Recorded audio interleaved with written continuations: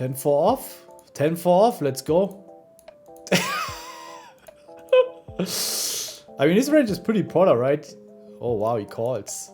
He calls. All right. I feel like we need to hit something here. We need to hit something. All right. All right. This hand. Let's crush.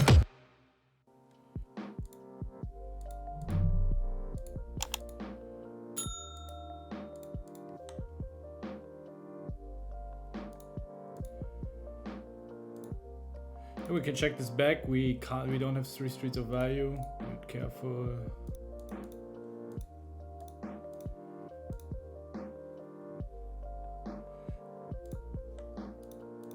And we just bet turn and river. We're not betting river anymore. Because the thing is, he knows on this board, I mean, European is the top-notch player, right? So he understands that I will be checking, I'll be having aces and kings quite often here. So we can't value bet this anymore. And we're on in the 10k against Fedor. I've been running actually pretty good against Fedor. And we want to see an overjam from Lena's going to be jamming 7s, 8s here as well. Yeah, nice jam by Fedor. Oh, wow. What a flop. What a flop. 3-betting pets.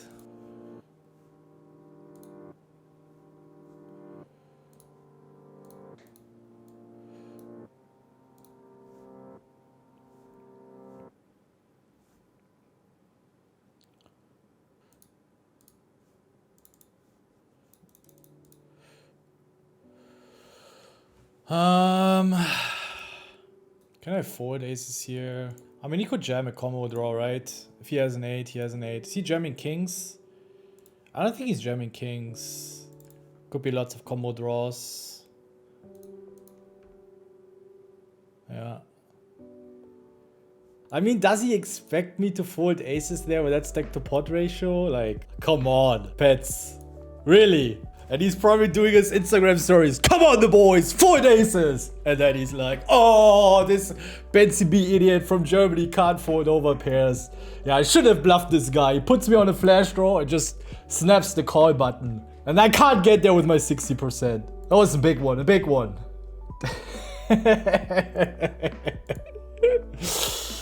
All right. Not today, Petsy boy. Let's see. Do you really think I want to fold here? And then I see in your fucking story that you bluffed me off with, I mean, wow, you got all the equity in the world, right? I mean, it's literally whatever, the money goes in. Oh la la. Let's take the pot ratio. We just go for small sizings in position.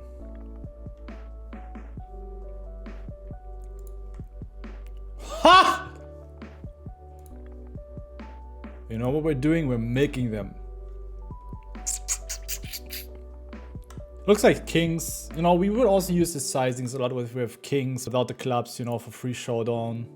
He would raise boats and flushes very often himself. And we also induce some like goofy pocket eights with 1 club or, yeah, whatever. He gives it up. I think I'm gonna jam. I can still rep something like ace king with ace and clubs or something, you know. I have an interesting image for some players, so I'm just gonna rip it in. Huh? I mean, this is pretty standard. That's unfortunate. But I think he should just jam himself. Like, I mean, I'm jamming. You even block my bluffs. Like, I'm not jamming a queen. I think that's a very bad check in my opinion.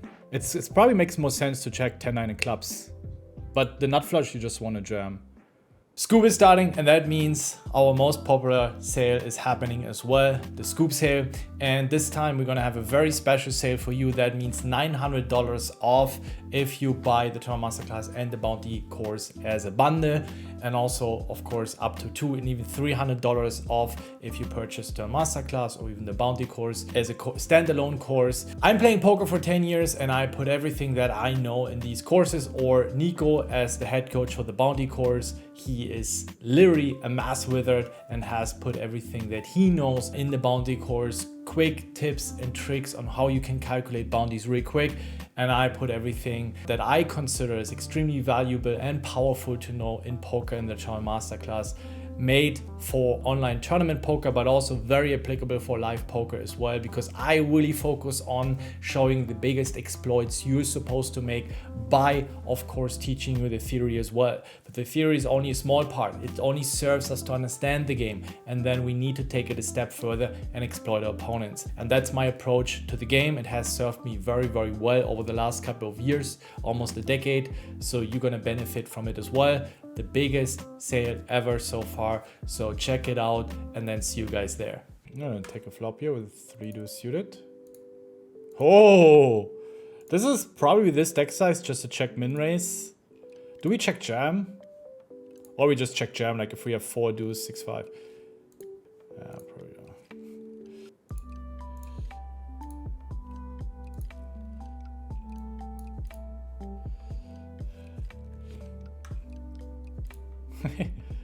I mean, to be fair, I don't think I would fold. I would fold ace king there. Why would he raise here? I'm gonna re-raise this. I feel like it's pretty weak. It's like either a bluff or 6s, 7s, pocket 8s, pocket 9s, pocket 10s. I'm gonna check it back now. Let's go. Please don't have 9s.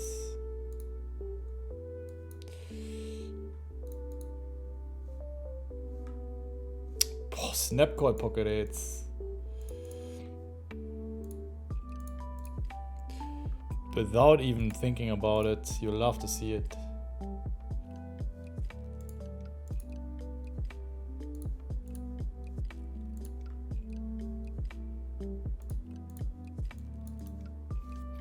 Interesting turn against Sam. He's gonna have lots of jack 9, king jack, which I would fold out. Jack 9 hearts. We bet the flop to make him fold something in pocket 5s. We could bet to make him fold jack 10 hearts, but I think going check check, potentially bluff catching the river is not so bad. Yeah, I'm gonna call this. It's small.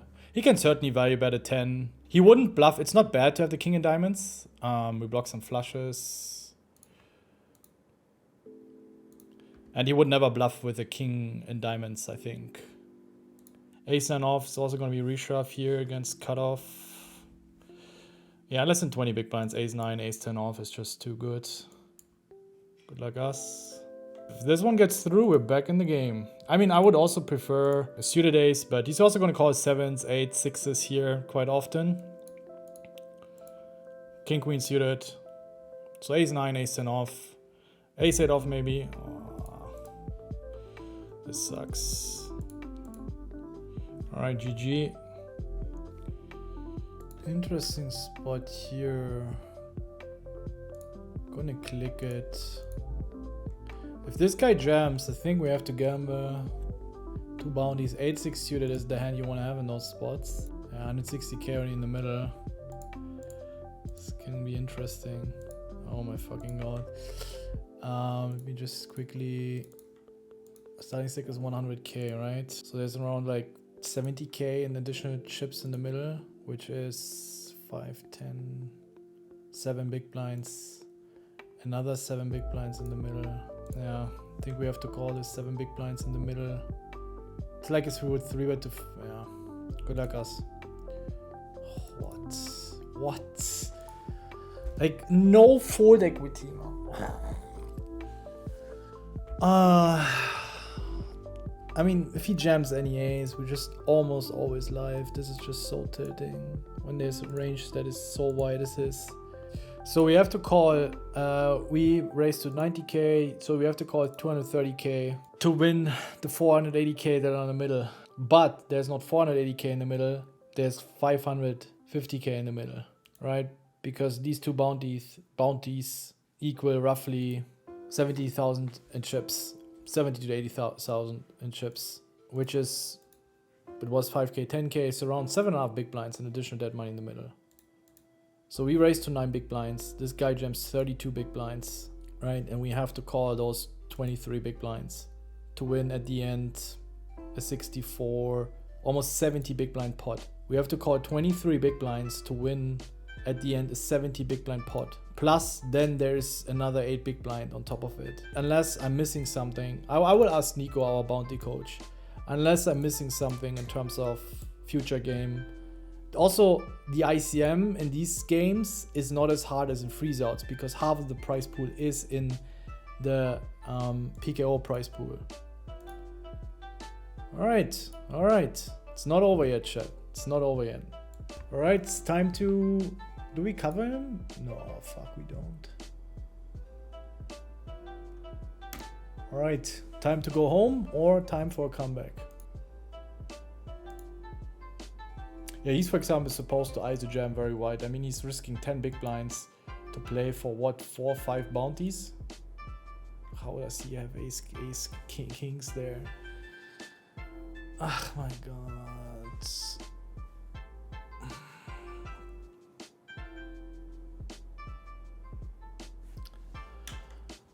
How in the world does he sit there with kings with the 10 big blinds open jam? I think the suckouts aren't really the kind of moments that annoy me. It's like in these moments when, you know, someone jams with 10 big blinds and you have, and this is something you also need to keep in your mind, that you might think, like, let's say you have constantly have aces against kings, and then you have, you know, ace king, let's say, and this guy jams ace queen, ace jack, which, you know, when you have ace king and someone jams for 10 big blinds, you're usually ahead, you usually crush their range, right? So there's also a lot of run bad, even if you don't get a lot of suckouts, but it might fear you play bad. But if you constantly run into, like in these kind of situations, you also at some point you think, well, what am I doing wrong, right? If you always run into their top range. So you need to keep that in perspective as well, and keep that in mind, that if you run well, and you might even think, wow, I'm actually not having that many coolers, but let's say, you know, he jams ace jack there, and then of course you win, you know. But on the other side, if you have these moments a lot, this can kill your win rate as well, right? At least for decent amount of the time until you start running better. So yeah, that's super annoying when someone jams 10, 11, 12 big blinds. You have 10s and he has queen jack suited, you have pocket 8s, he has jack 10 suited, right? And you never have those moments where you have 8s and he has 7s, you have 10s, he has 9s, which you need in order to have a good win rate. Easy call. For example, this, right? You really need that. But like, I just ace 8 suited against ace 5 suited, we split. Ace queen against ace 3. But this is not really the problem. Like, you really need those moments just in terms for you EV and run good to have these things in the first place. Like the last 2 days, especially on Sunday and today, you know, like I have ace queen, he jams pocket 7s. You know, it didn't even happen a lot that I have these favorable moments on my side. I think this is a call, king 6 off with a bounty, 17k starting stack, 25k, so bounty is roughly 7k-ish. Yeah, we have to call this. And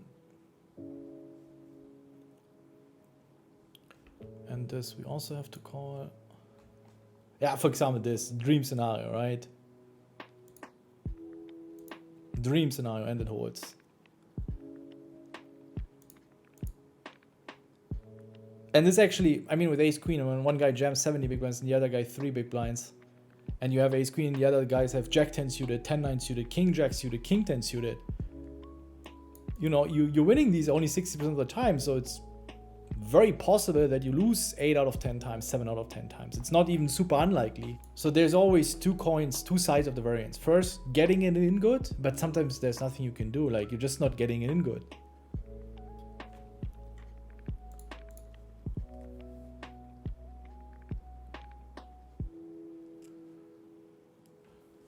Because if you get it in good and you get sucked out, you know, all right, yeah, I just got a lot of bad beats today. Like, there's nothing I can do. I mean, you can always improve, right? And winning players understand that and they try to improve. Very bad people always blame the variance, and that's why they're stuck and they're not improving. But those moments when you are supposed to have a massive cooler on your side and you have queens with 30, 40 big blinds and it's big blind versus button, small blind versus cutoff, you 3-bet, this guy jams, and you run into kings, you run into ace king, and you never run into jacks and tens. It's just like there's nothing you can do. It's just, and then you, of course, you very often gonna lose these flips. And when it's in crucial moments, let's say 10, 14, 15, 20 to the money, you just bust left and right. And then if it happens a couple of sessions, even you play quite solid, it gets very frustrating. And then it also starts affecting your game. Then you really start making mistakes. That's why it's good to have reviews so you can go over some of the tournaments and you can keep the confidence alive. And people telling you, friends, poker friends, coaches, or you watch content, you see, and you can compare yourself, actually, yeah, I'm not doing so much wrong. Or hopefully, if you have been doing a lot of wrong, you realize that you're dog shit and you can improve and not lose so much more money anymore. And I would say the vast majority of the players that came to me and said, listen, Ben, I run really bad, like, can I have a coaching session? Then we watched a couple of hands. It's just not that we're running bad, they were just playing very bad and they just blamed the variance. Because it's easy to blame the variance instead of blaming yourself. But there's still a bunch of people, decent, low stakes, mid stakes grinders, who are very hard on themselves, too hard on themselves, and they're actually excellent players. But when we go through the tournaments, like, what do you want to do, right?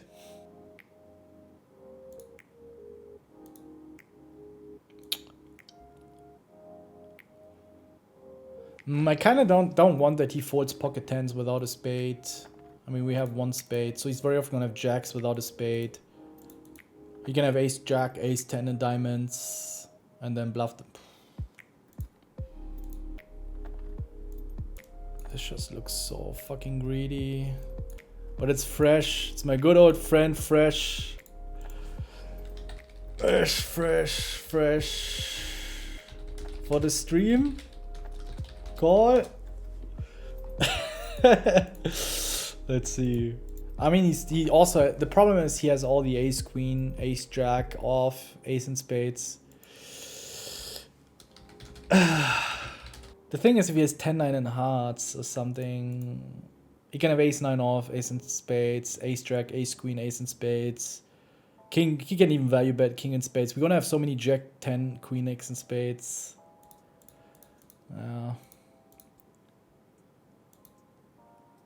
I think it's a good fold. Even if he finds these bluffs with 10-9 and spades, I don't think it's going to be enough to justify calling there. Yeah, the fold is, it's not like a... Yeah, he's saying that if he has a lot of bluffs, then it's on this board. I mean, like, just the way it's played. I mean, unless he starts turning his queens into a bluff or something, right? We're all in with the king, jack suited. Jack, king, jack, king.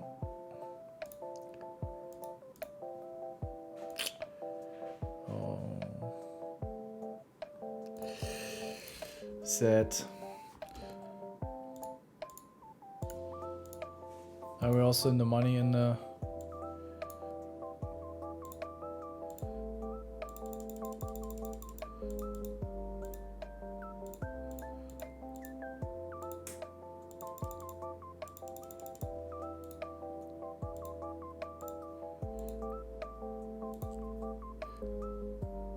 I think I'm gonna bluff this. He's got lots of king jack, king tens, king queens, some ace jacks, ace tens that we can fold out. I would check a lot of over pairs on this board, and I think half pot he's already struggling a lot to continue. And he can have anything on this board. If he jams, we have an easy fold. Even if it's a check min raise all in, like he's gonna have a 9, a deuce quite often. Wow, he seems to have like maybe a 3. What? 3? Can we get him off a 3? I think, I mean, it's 5 big blinds. We don't need him to fold a lot, like, and we don't have perceived on this board. We really need to have the goofy king 10, 3, 4, king 3 suited, queen 3 suited. Just put him all in. That would be sick if the bluff gets through. That would be really sick. Taking 9, really? Wow. Alright, I did not expect him to have a 9, but respect that he's even thinking it through with a 9. A lot of players would have been just, fuck it, I have a 9, right? So, that was Very respectable.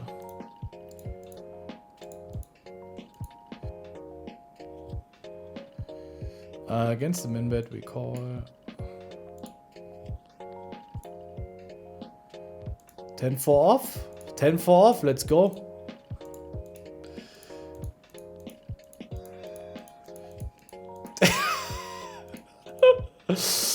I mean, his range is pretty polar, right? Oh wow, he calls. He calls. All right, I feel like we need to hit something here. We need to hit something. All right. This hand, absolutely.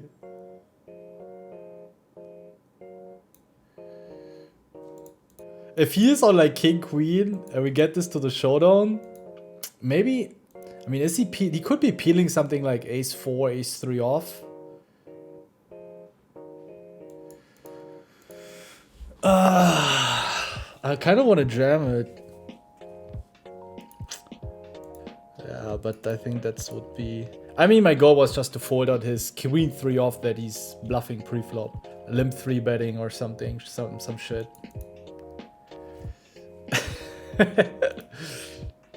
Is this GTO approved? If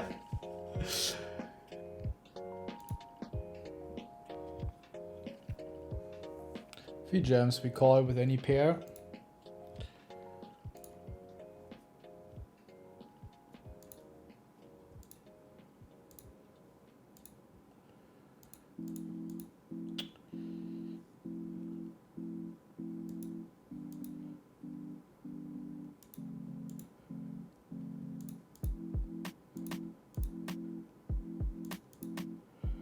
GG. How much did we cash here? Hey, 2.6k. Let's go. Actually, I'm gonna take a flop. I'm not gonna rejam because I don't have fold equity, and then we just, if we hit something, we just stack off.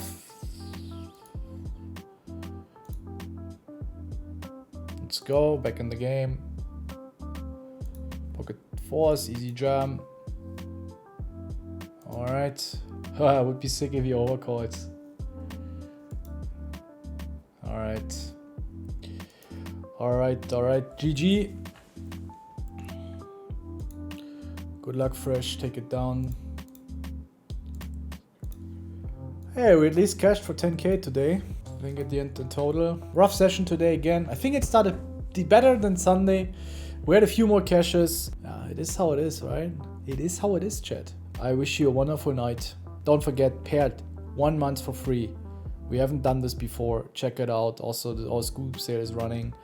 Daily free quizzes on paired. So much free content that we offer, even if you don't have the money, guys. I think today was actually, I enjoyed the stream a lot. We had some good questions, good conversation, and I hope I was able to give you some value, guys. Thank you for the support. Good night. Peace. See you.